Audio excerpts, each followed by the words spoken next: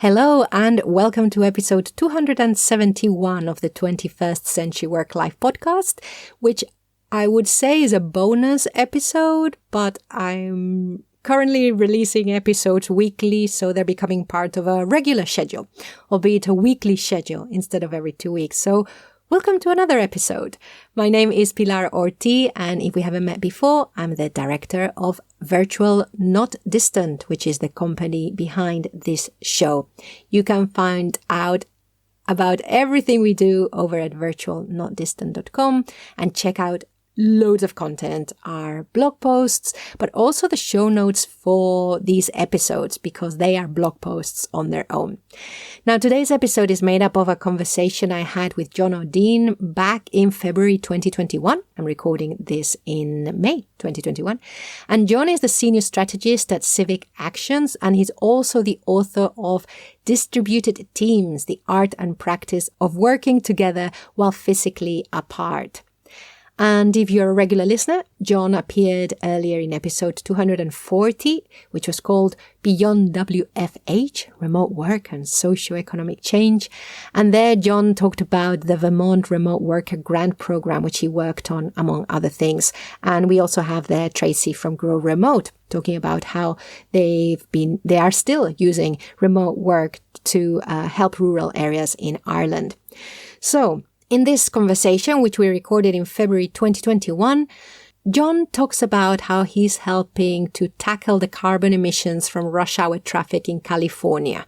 I think that's more or less it, one of the things he talks about, and how looking at that through the lens of working from home or working in nearby co-working spaces can have a positive effect on people's lives. So let's get straight into it. I hope you enjoyed as much as I did. To start with, here's John telling us about why he's working directly with government. For a lot of people, work is really an important part of your life. I mean, work is obviously how for people get money in the door to pay bills and things like that. So that's important. But it's also an important part of your daily structure. It's an important part of your persona. You know, like when people used to socially mingle, questions would often start with like, so what do you do? You know, your work is a big part of your personality and it's a big part of how you see yourself. So having, for most of 2020, the US was recording new unemployment registrations that for weeks on end were each above the previous highest recorded ever in the United States. So I was like, there's a lot of people looking for help. There's other people out helping areas. Where is there not enough people helping? And I've been focusing particularly on government for a couple of reasons here. One is that government tends to be the largest employer in most jurisdictions. Yeah, they may not be the cool and sexy company that has the fancy office in the corners and the free beers and free foosballs and all the other toys that you get in a lot of Silicon Valley companies. But in terms of sheer number of headcount of people hired, they tend to be the largest. That's item one. Item two is that people depend on government being able to work. And that means government has to be able to work even when a government employee is not able to go into a government building because of a lockdown. And so lots of organizations, including government and including private companies, have habits and practices what to do when you have to do an office closure for a day because of a sprinkler fire or a snowstorm or maybe a protest march outside your building or something, but it's a temporary short-term one-day closure. Very few organizations know what to do if you close the office for 6 months. They've not rehearsed for that. They've not practiced that. You can't just say you'll come back tomorrow and work extra hard to catch up on what you missed yesterday. You have to find a way to do it all, even though you're not in the building. And to me, that was in a place that was urgent to pay attention to, and urgent because the work they were doing is doing things like getting unemployment benefits to people who just lost their job. So there's a multiplier effect here. And so that's been incredibly, I haven't had a day off since last year sometime. And it's been incredibly, incredibly busy all day, every day. I joke with a friend of mine that today is the longest Tuesday in April I've ever seen. and it does kind of feel like that. And then they're like, wait, it's not Tuesday. Wait, it's not April. What? But it's really great. And Jonna, where are you based, just for listeners? Personally, I live in San Francisco. Mm-hmm. I moved here 20 plus years ago, and I work with people all around the globe, literally. So maybe you can, we're already going a bit off script, maybe, of the little script that we had. So what is some of the things that you've been seeing that has worked in government, or some of the things that have struck you most, that most needed doing, that maybe you hadn't thought of before, or some of the things that have been a parallel to the other work that you had done with government before, because you have been working with those organizations, those type of organizations before? A couple of things. One is, there was a joke I remember, and I can't remember who said it, so I'm paraphrasing someone else's joke, and I'll probably say it not as good as they did, but the things that people dislike in government, people dislike change, and they dislike the way things are. And that's a kind of a joke internal. You get different people in government telling you that. It's also true. I mean, we're picking on government here, but it's also true for very large organizations. If you pick any company that's got 100,000 people or more, you'll get the same sort of factors going on. Resistance to change is a big deal. And some of that is because things are extraordinarily complicated. So making a change over here just because seems like a good idea to you, you don't know what you're going to be breaking over in another part of the company, because things are so large and so complicated. And the same is true for a lot of government systems. Things are so incredibly large scale and incredibly complicated. It's hard to wrap your head around all of the different spinning plates on sticks that make the whole thing work.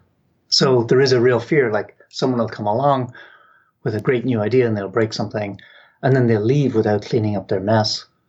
And that happens. So there's a resistance to that. So you have to show that you're really in it for the long haul. You really want to fix it. So that's one part. Things that come up a lot are, here's a really complicated problem. We don't know where to start. Well, that's fine. You don't have to start fixing everything at the same time. Whether you're dealing in government or private industry, I find it very helpful to start by fixing one small thing somewhere and just show that nothing went wrong. It's a ridiculously small thing to change this one little piece over here, but look, we did actually manage to update the public-facing website with this change, and now we get 10% fewer support calls from people confused about this error on the website. Great, now let's go back and fix something else. And what you're really doing is building confidence that change is possible. So that's one angle. The second thing is that for a lot of organizations, they have tools already that they could use, that might even be used in some parts of the organization, where other parts of the organization don't want to use them or are not comfortable using them. And my favorite example here is digital signatures. So you come across, this piece of paperwork has to get approved. It's literally a piece of paper that's carried from one desk to another, and someone picks up a pen and signs ink on paper. And then that piece of paper gets picked up and carried to somewhere else. And that was kind of, slow, but it was the way it had always been done. And there's legal consequences to the signature. So people want to make sure that they really did sign the right thing. And it's, it has to be done correctly because of the severity of what they're dealing with, which makes people careful or hesitant to switch to a new technology that they might not understand, like digital signatures on electronic forms. And that is fine for a while. You kind of get that kind of resistance to change until suddenly you're forced into it because you can't come to the office and carry a piece of paper down the corridor. And so what you find is organizations at first would do things, and I find it very, very encouraging about how resilient and resourceful humans are. They figured out whole protocols on who would go to the office that was empty on what day and coordinate signing bits of paper and then move it to the next desk and then leave, and no one will go back until the next day. in case there was COVID in the building, and they'd wait for the building to clear, and then the next day the people would come back and sign the next bits of paperwork. And that continued until they started using digital signatures. And it took a couple of individuals getting specific training, and suddenly an entire department could switch to digital signatures, and suddenly all the paperwork suddenly started going faster. That's amazing. Do you think, I mean, I'm hypothesizing, but do you think that is because of the not understanding the technology, not trusting the technology, not thinking that actually there's nothing as valid and legal as someone sitting down and signing on the piece of paper? Because that sounds to me like going around, doing something that seems much more complicated than actually going down the tech route. I mean, the technology for digital signatures have been around for decades. Yeah. That's not a new thing. But the legal approval and clearance for usage of digital signatures in certain situations is trickier. And so using a digital signature to approve, let's pretend for a second, we work in the same company and I'm your boss, and Pilar sends in an expense report to spend $50 buying something, and John approves it using a digital signature. Okay, that's fine. Oh, here's the thing. It's a $50 million purchase for something that will likely end up in a court hearing. Mm-hmm. That's a different one. Here's a thing that's actually a legal deposition to send somebody to jail or to send someone to a lawsuit. Is that okay? Mm-hmm. And is that legally recognized even in certain jurisdictions? This kind of stuff quickly gets super complicated. And it's actually got nothing to do with how does public key encryption go in technology inside of a digital signature. That part's that's not the problem, right? So it's a communication and culture change, and a lot of times just showing people how things are safe and how they actually work reliably. Is what we're doing is safe? It has been at the front of a lot of people's minds, especially at the beginning of the lockdown when people had to all of a sudden start using more tools and asking, well, is this conversation safe? Can I talk about confidential information here in this piece? I wouldn't even call it resistance to adoption with that. It was just concern. Yes. Mm-hmm. And there are real reasons. Like, if I sign a digital signature on an electronic form as part of a legal court case, and it turns out some jurisdiction does not recognize that as a legal signature, does that invalidate the entire court case that we've been working up to for a couple of years? And if you buy a house during COVID, are you allowed to sign title deeds digitally? Or do you have to physically go somewhere and take out a thumbprint, which is still what a lot of places will do? They want a thumbprint and a signature and multiple copies of physical ID, and you got to show up in person. Mm-hmm. And how do you onboard? How do you offboard? If you're going to get a job working in a secured facility with clearance restrictions, would I trust that the Pilar who showed up on Skype on video is actually the real Pilar? Or is it evil actor pretending to be Pilar? So how do you deal with these scenarios safely? And so is this the kind of stuff you've been doing with them? Mm-hmm. Yep. That's so interesting. Never a dull day. Wow, that's amazing. So that's some of the stuff you've been doing. Now, the other thing that I understand you've been looking at is also looking at from the point of view of more the socio-economic aspect of remote work, and in particular looking at the impact on environment. Mm-hmm. And one of the reasons you got in touch, which I'm so grateful that you did, and said, hey, I'm updating the book and I'm talking about this stuff and I've been doing this stuff. Shall we record, or I can just tell you? No, come and record. It'll be of interest to everyone. And I really like the stuff that you've been involved in around the environment in California. Is that right? Tell us about that. In California, there's a population of 40 million people. And in California, between state and regional and a bunch of other things, there's approximately 800 and something thousand people working for government, just to kind of like set a framework. Yeah. Also in California, one of the things we're actually quite proud of here is how we track air emissions. We had a really bad time in the 1970s around air emissions from cars, which caused the government to create a group called the Environmental Protection Agency to deal with things like emissions from cars, start that whole thing about measuring emissions from cars. That's all came out of pollution in the air in California. So we still have a very strong culture of measuring the air and where is the pollution coming from. We have a department called the Air Resource Board. They measure what are all the sources of pollution in the state of California air all the time. That's their full-time job, is doing that. And it's a bunch I'm not qualified to work there. It's a bunch of really smart scientists. That's what they do. But they put out data every year showing where all the emissions come from. California, when you look at the emissions, people will talk a lot about flight shaming and carbon tax for flights when people could fly before COVID. And it's worth noting in California, emissions from flights is 1.1% of all emissions.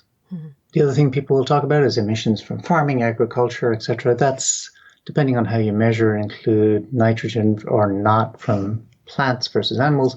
That works somewhere in the 5.5 to 7% range. Still, it's a single-digit number. Emissions from running the power plants for the electricity network for the state runs between 9 to 14%, depending on how you count imported electricity from other states or not. But again, single-digit number for the California one, 9%.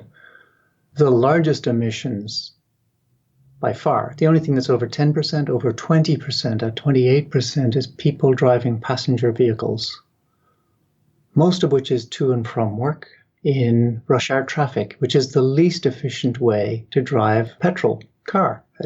When they tell you, this car will do X number of miles per gallon, it's assuming you're driving at 3 o'clock in the morning with no other cars around on a perfectly flat, open, empty freeway. Yeah. Which is not how most people commute to work.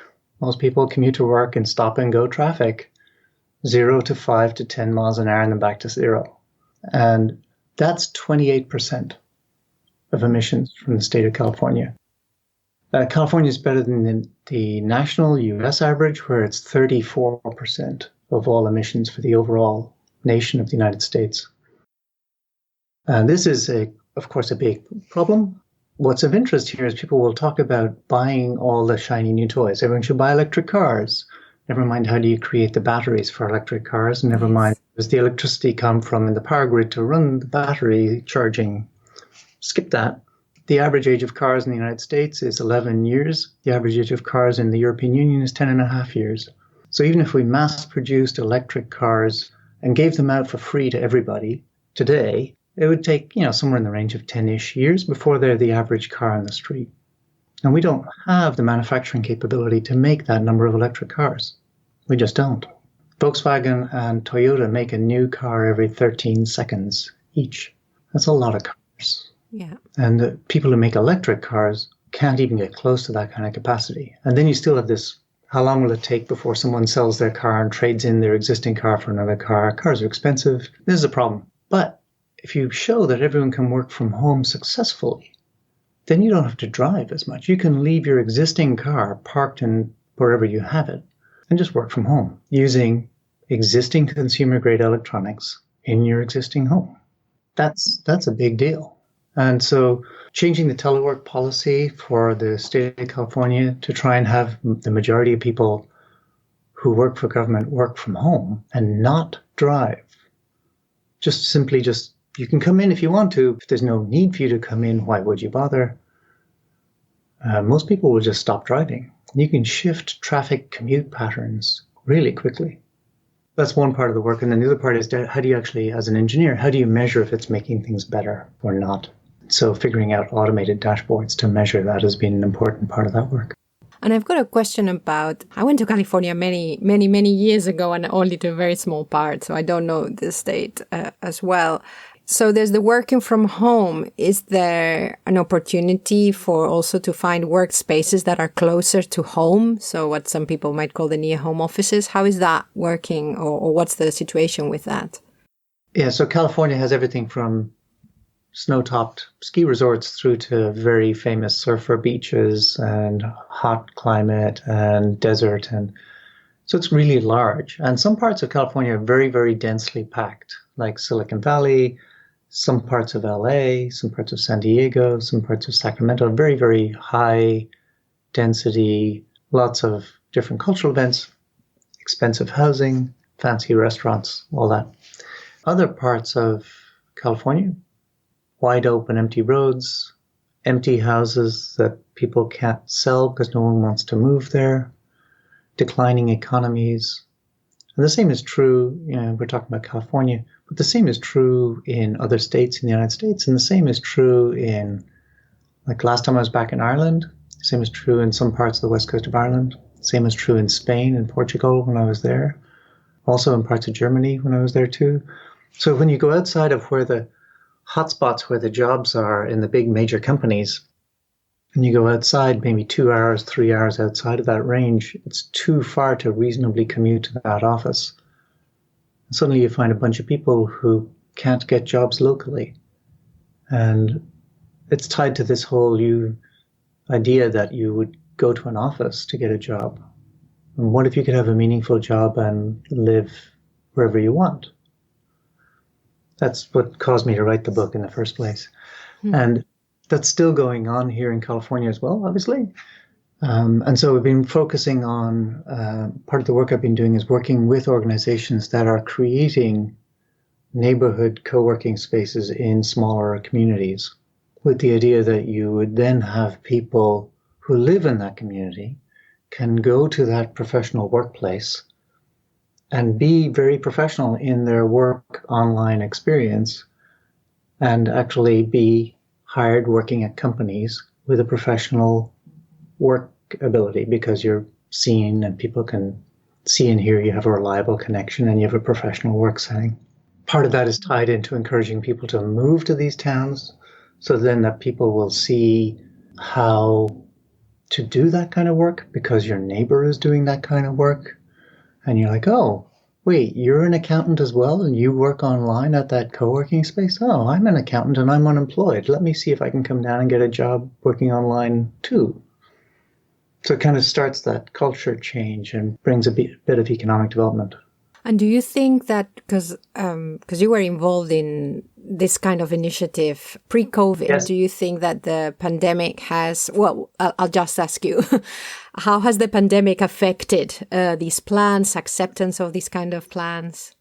First of all, I think there's a lot of unknown, which is causing different people to react to the unknown and to change in different ways. Some people are very fearful of it. And so you'll get some organizations, for example, will insist that everything will be like normal. So they'll insist everything will be like normal and we're all going back to the office in a month's time and it'll all be fine. And they're in a form of denial.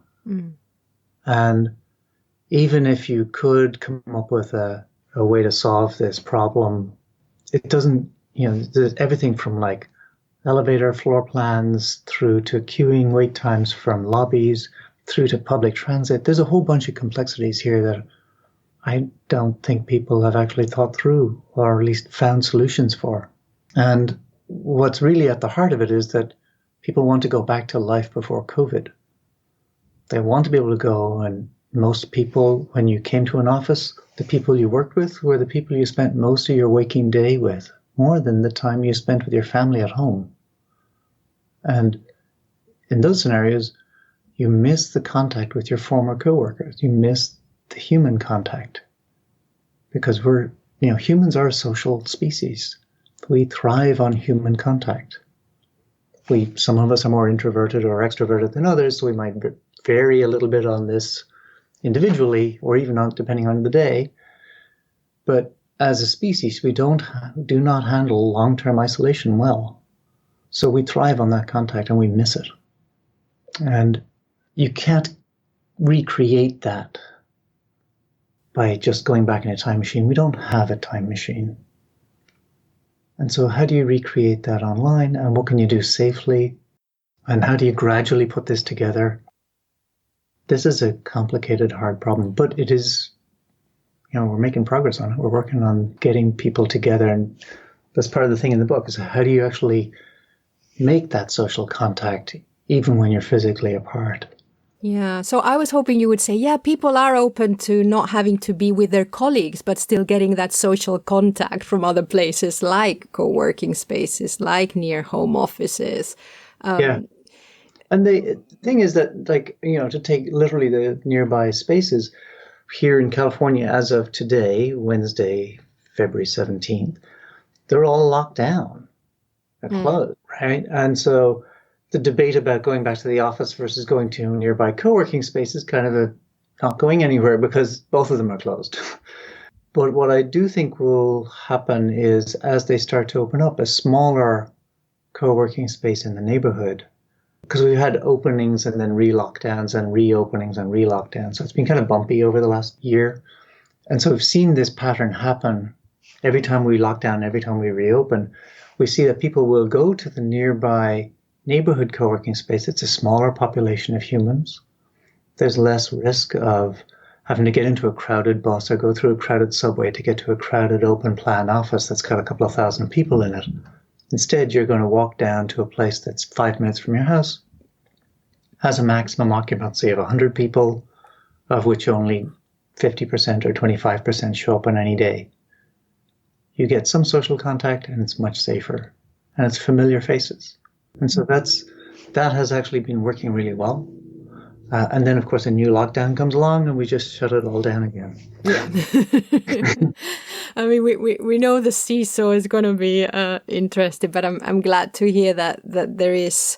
I mean, it's not about people having to change how they used to work, but at least being open for me to the possibilities of doing things differently. And from the point of view of what you do, which is really about improving society as a whole through changing the way in which we work.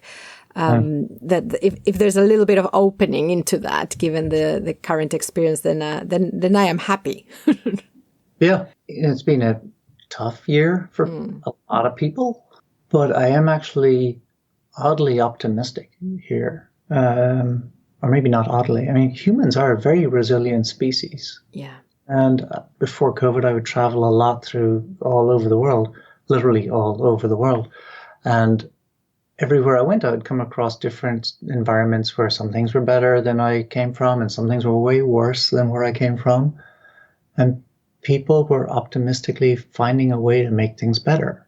And I actually have great faith in the human species. It's great to see, great to be a part of. Yeah, yeah. So what else has changed enough over the last, and of course it's not just probably COVID, but also since you wrote the book, what else has changed enough or was front of your mind enough to go back into the book and add little bits? Or what else is it that made you come back to something that was complete in the form of a book? A couple of things. One is that this is maybe a geeky software engineer joke, but version 1.0 is always just about good enough and you're really proud of it. And then you look at it later and you're like, oh no, there's all these things I want to fix. And so software engineers want to go back and do a version 1.1 and a version 1.2. And I already did do some small incremental updates since August 2018 when the first edition came out. There were a few major things that I wanted to add that we left out of the book the first time around just because of time and deadlines and logistics of actually putting together a book. So there's a bunch more on climate work, which we started to talk a bit about, and like how exactly the state of California is measuring the impact of that telework automatically. So that's a whole chapter now. And with supporting evidence, not just an opinion statement or a soapbox rant, but actually here's data that shows the following, and this is live data updated every 7 days, and here's how you can see it for yourself, and why don't you do this too? I think that's really, really revolutionary important, and I'm incredibly proud of the work they've done because I've not seen any other agency in government or in private industry do this publicly ever. To put that together during COVID, during COVID lockdowns, I'm incredibly proud of the work they did. So it's, I know it's all fun and fashionable to bash on government and say, oh, they're, Luddites and slow and whatever. I think this is incredibly innovative and fantastic. So I'm really proud of that part. And I think it's done in a way that could easily be and is already scaling up to be taken on and copied by other government organizations as well. I'm excited by that part. And I had felt that by itself was worth writing about. Yeah. When I wrote the first edition of the book, I'd already helped with the Vermont remote worker law that you talked about at the beginning. And that had been signed, was going to happen, but had not actually taken effect. So when you bring a new law and you sign it and everyone votes on it, and then it gets signed off by the governor or by the president, it then waits until the start of the next calendar year before it actually takes effect. That's why parking meter rates go up on the 1st of January, and public utility rates for electricity all change on the 1st of January. They might have voted on it in March or July or September, but they all wait till the start of the new calendar year. It gives people time to know what the new thing is, and if you want to contest it, you can do that. So June of 2018 is when it was signed. My book came out in August of 2018. I talked about it as an upcoming thing, but it didn't actually take effect as a law until 1st of January 2019. So I was like, I can't actually talk about how successful or not this is going to be because Yes. I don't know yet, and we don't have another planet where we can test run this on and see. So we just have to wait. And it went really well. There's also a bunch of other locations doing variations on this theme now. So that was Vermont. In the US, there's Utah, Oklahoma, Alabama, Savannah, Georgia, a place in Arkansas, and Hawaii that I know of, and I might be missing some, but that's in the US. And internationally, there's places like Iceland, Estonia, Georgia over in Eastern Europe. Spain and Portugal are doing variations of this on the Canary Islands and Madeira. And there's a whole stack of locations in Caribbean are doing this. Costa Rica is in the middle of this right now. Iceland has done this. This is really taking off. I wanted to try describing what worked there. And so there's a lot of work went into describing what worked, what didn't work, why these bits are important. Try and make it so if you're going to do one of these in your jurisdiction, here's how to make sure you do it right. That's amazing. It's amazing to be able to use everything that you've been experiencing firsthand and bring that into the book for just the wider world, and also just a record of what you've seen and what you've lived through. Just for listeners who might be new to the podcast, the work that John is referring to, he talked about it in some detail in episode 240, which was called Beyond WFH, Remote Work and Socioeconomic Change. So there he talks about the Vermont Remote Worker Grant Program that he's referring to. So I recommend listeners, if you haven't been with us that long, then do check it out. Do check it out. Good. Jonna, I think that for a bonus episode, especially, this is nice and meaty. I am going to start to wrap it up. Is there anything that you want to say to listeners? I mean, I'm sure you will come back for another bonus at some point in not the very distant future. Anything else that you would like to say to listeners about your last year? A couple of things. One is, I think it's important to acknowledge that for people, predominantly people who I imagine listen, I don't know all of your listeners at all, but my guess is that most of your listeners have been comfortably working from home. I'm air quoting that in audio, but waving my hands. They've been comfortably working from home long before the pandemic hit.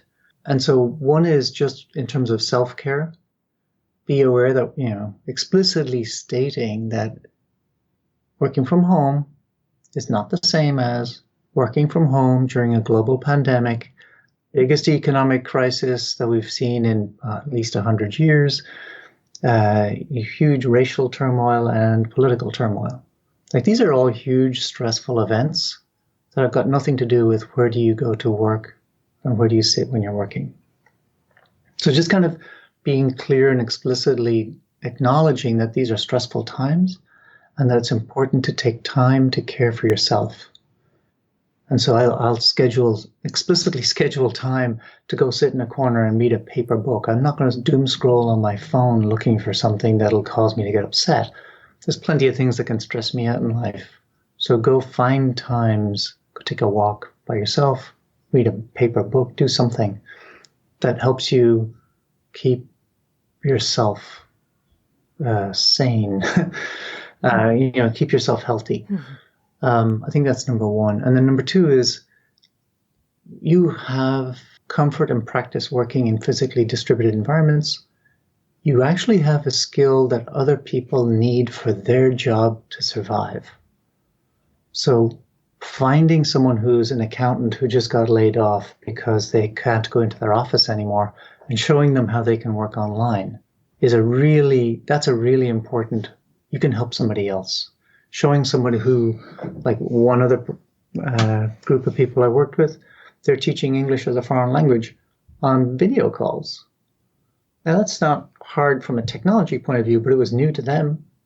They were used to people showing up in the classroom. And so there's a lot of things where you have the inherent proven technical skills and professional experience, and you can help others around you. You don't need to make a big fuss about it. You can just go find someone nearby who's having a hard time and show a teacher how to do large group Zoom calls and have them start teaching classes again. That helps them keep their job. It helps their students, which helps the students' parents. So look at who can you share your skills with. Thank you. I think that's a lovely, absolutely amazing place to wrap up. So John O'Dinn, which is spelled O and then apostrophe D-I-N-N. Oh, no, sorry. O-D-U-I-N-N. That's right, isn't it? Or John. or John. So if, in case anyone wants to Google you. And the book, if you want to check it out, is it out already? Yep. The second edition came out a couple of weeks ago. So it's called Distributed Teams, the Art and Practice of Working Together While Physically Apart. And also, again, you can check out episode 240, where John explains the work around the remote worker grant program in Vermont. And also in episode 244, he has a big question with no answer as part of that episode, if you want to listen to that as well. And your favorite place for people to find you online, John? Twitter, I think, is not bad. And also LinkedIn. Twitter would be first initial surname, so Joduinn. And LinkedIn, it's John O'Dinn. There's only one of me, as far as I can tell. Excellent. Well, thank you very much. It's such a pleasure to have people back that I can just easily talk to and find out about all the amazing stuff that's going on at the other side of the world. And listeners, thank you so much for listening. Remember that you can subscribe to the show on any podcast app, whatever you like, wherever you like listening to podcasts. And you can check out our website, virtualnotdistant.com, where you can sign up to our monthly newsletter with reading and listening recommendations. You can follow our page on LinkedIn. You can follow us on Twitter, Virtual Teamwork with a 0 instead of an O. And if you prefer good old-fashioned email and you want to tell us about something you heard in the show or anything that you would like to share with other listeners, my email address is pilar, P-I-L-A-R, @virtualnotdistant.com. John, I'm going to do something I rarely do. Do you want to say goodbye to our listeners? Yeah. Put on the spot. I will say thank you, Pilar, for having me back on. It's always a pleasure. Encourage people to just do what they already know how to do. You can help make a big difference to others.